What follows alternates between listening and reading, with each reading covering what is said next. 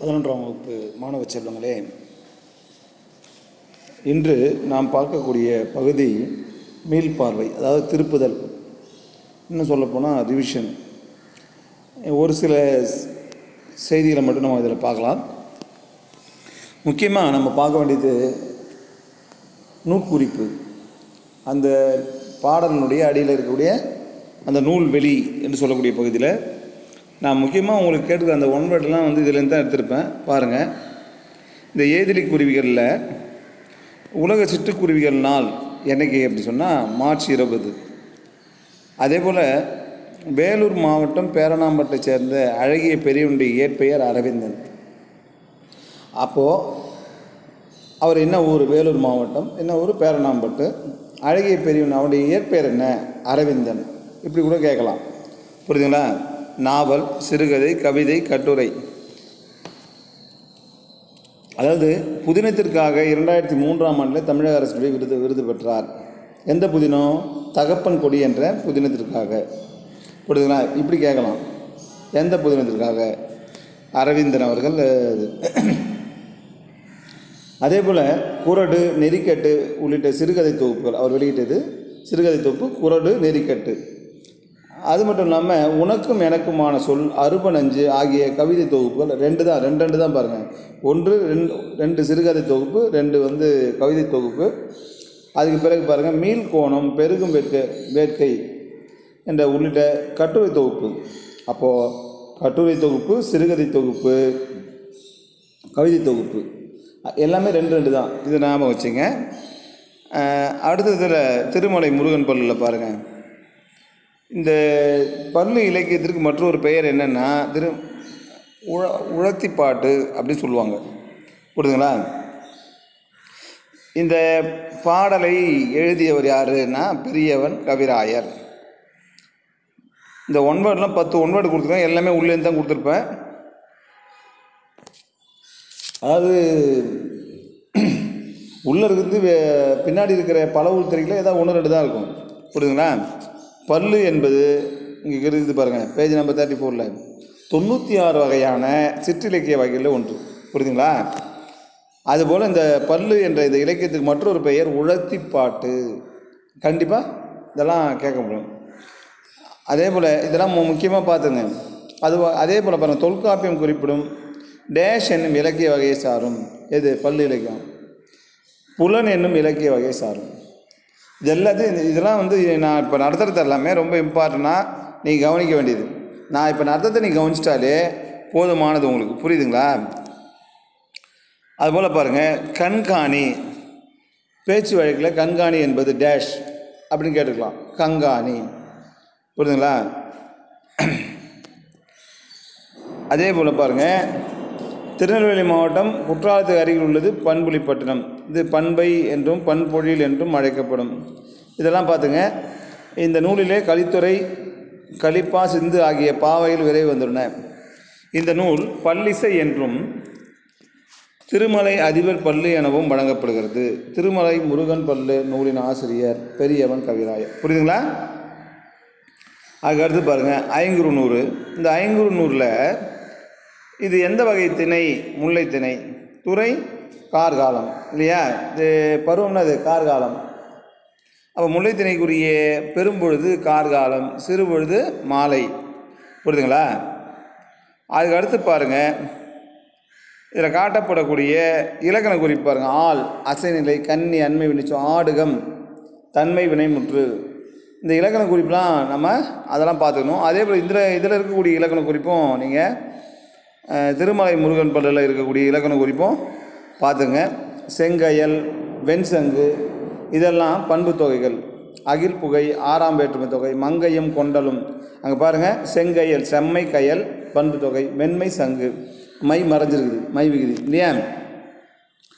அகில் புகை, அகில்னது புகை, 6ஆம் வேற்றுமை, அது நல்லது மறைஞ்சிருக்குது. மங்கையும் கொண்டலும். அப்போ என்பது வெளிப்படையாக வந்தால அது பேர் எண்ணும்மை.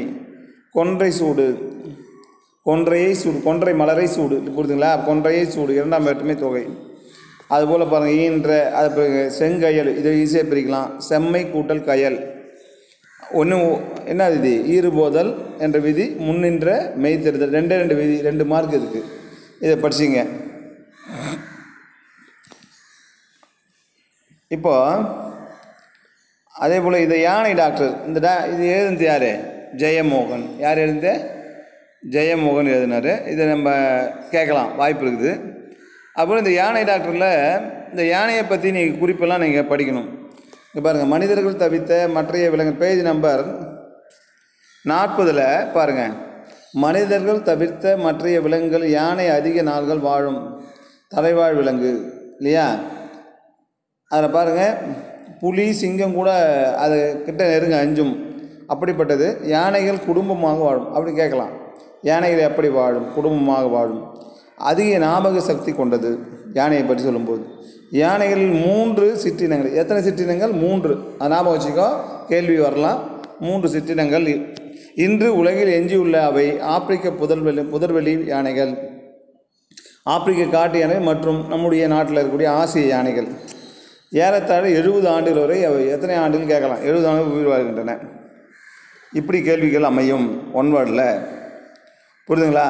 அதே போல் ஜெயமோகன் எந்த ஊரை சார்ந்தவர்? நாகர்கோவிலை சார்ந்தவர். விஷ்ணுபுரம், கொற்றவை உள்ளிட்ட புதினங்களோடு சிறுகதைகளும் கட்டுரைகளையும் எழுதியுள்ளார். இது கேட்கலாம். ஜெயமோகன் என்ன ஊரில் இருந்தார்? நாகர்கோவிலா, கன்னியாகுமரியா? இயற்கை ஆர்வலர்.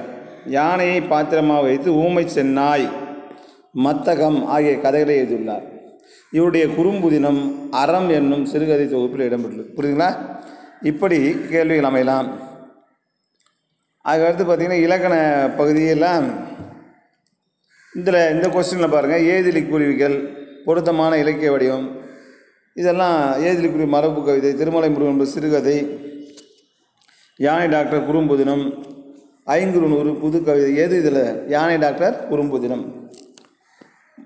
அதில் போன முறை கேட்டதெல்லாம் கேட்க மாட்டேன். இதில் போன முறை செப்டம்பரில் கேட்டிருப்பேன். மீதி இருக்கிறது நீ படிச்சிக்கணும். புரியுதா? இதெல்லாம் நீங்கள் படிச்சிங்கன்னா ஈஸியாக மார்க் எடுக்கலாம். அதே போல் பாருங்கள், இலக்கண பகுதி பாருங்கள். இந்த மயங்கொலி சொற்களை ஒரே தொடரில் அமைத்தது. உலை, உலை, உழை அப்படின்னா இதை ஒரே இதாக எழுதலாம். அங்கே கொடுத்த மாதிரி மன உளைச்சல் தீரவும் வீட்டில் உலை கொதிக்கவும் உழைக்க வேண்டும். இப்போ எப்படி கூட சொல்லலாம், வீட்டில் உலை கொதிக்கணும்னா இப்போது பென்னி கடுமையாக உழைத்தும் கூலி என்னவோ அவனுக்கு குறைவாக கிடச்சதால் பென்னி என்ன செஞ்சான்? மன உளைச்சல் அடைந்தான். புரியுதுங்களா? வீட்டில் உலக கொதிக்கணுன்றதுக்காக கடுமையாக உழைக்கிறோம். கடுமையாக உழைச்சா கூலி கம்மியாக கொடுக்குறான். அப்படி கம்மியாக கொடுத்தா என்ன ஆகும்? மன உளைச்சல் தான் அடையும். அதுதான் அங்கே நம்ம புரிஞ்சுன்னு எழுதணும். வலி, வலி, வழி. அப்போது வலி என்றால் வலிமை ஒன்று பொருள். அடுத்த வலினா காற்று, வழினா வழி. பாருங்கள், காற்றழுத்த தாழ்வு மண்டலம் உருவானதால் வலிமையான காற்று, அதாவது வலி வீசி சாலை வழியெல்லாம் துண்டிக்கப்பட்டது. மரங்கள் விழுந்ததால் சாலை வழியெல்லாம் துண்டிக்கப்பட்டது. புரியுதுங்களா? அதுக்கடுத்து பாருங்கள், கலை, கலை, கழை. கழை அப்படின்னு சொன்னால் மூங்கில்னு அர்த்தம். கலைனா கலை பறித்தல். இன்னொரு கலை முன்னாடி இருக்கக்கூடிய கலை அப்படின்னா கலை பறித்தல் ஒன்று, கலைப்படைதல் ஒன்று. இந்த கலை ஆடல் கலை, பாடல் கலை. இப்போது ஒரு தெருவில் கழை கூத்தாடினா மூங்கில வச்சு ஆடக்கூடியவனுக்கு கழை கூத்தாடி சொல்லுவாங்க. தெருவில் கழை கூத்தாடி தன் ஆடல் கலைகளை எதில் நிகழ்த்துவான்னா ஒரு மூங்கில் கழியை நடுவில் வச்சுருப்போம். கையில் வச்சுப்பான், கயிறு மேலே நடப்பான், 2 பக்கம் பேலன்ஸ் பண்ணுறதுக்காக. சில நேரத்தில் மூங்கில நட்டுட்டு கூட மேலே போய் இதை நிற்பான். இதுதான் சொல்கிறோம். தெருவில் கழை கூத்தாடி தன்னுடைய ஆடல் கலைகளை கழையின் மீது அந்த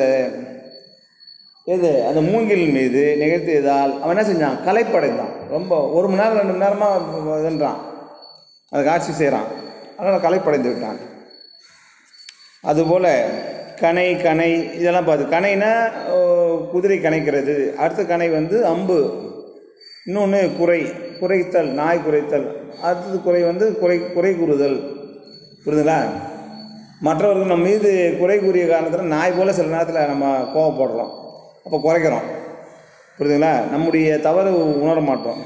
பொறி கடலை உருண்டை அல்லது பொறி. இப்போ அந்த பொறி இயந்திரத்திலேயே தயாரிக்கப்படுது. இயந்திர பொறி மூலமாக பொறி தயாரிக்கப்படுகிறது, உற்பத்தி செய்யப்படுகிறது. இது மேலே பார்த்துங்க. அதுபோல் கடைசியாக இருக்குது பாருங்கள், இதில் டிரான்ஸ்லேஷன் இருக்குது இல்லைங்களா, அதையும் நீங்கள் படிச்சுடுங்க. அதில் ஏதாவது ஒரு 2 கேட்டிருப்பேன். இந்த டிரான்ஸ்லேஷனை அதில் இருக்கிறத படிச்சிடு. மொழி தமிழாக்கம் தருக, அதையும் பார்த்துக்கோ. அவ்வளோதான். நன்றி மாணவர்களே, சிறப்பாக எழுதுங்க.